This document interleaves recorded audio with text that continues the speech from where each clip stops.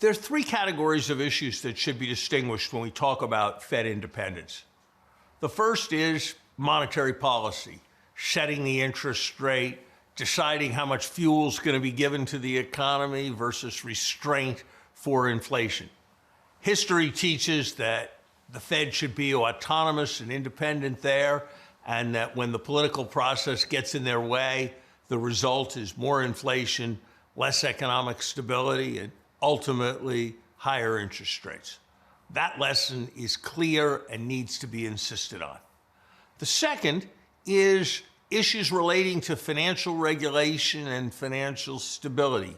Yes, a central bank, a nation's financial authority, has responsibility there, but I don't think there's a case for autonomy there. Certainly the judgments of political officials should influence those things. The President of the United States, through his appointments, affects everything from aviation safety to regulation of futures markets, and there's no basis for the Fed being entirely autonomous and separate in those areas, and that shouldn't be an assertion that is made. It is entirely appropriate for political officials to have views on financial regulation and financial stability.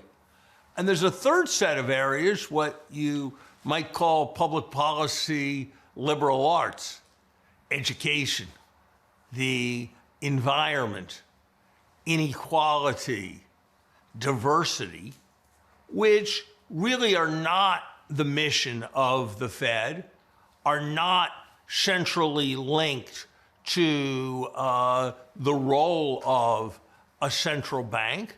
And there's a real question about whether the Fed should be using its moral authority in those areas and should be an important part of the national debate in those areas.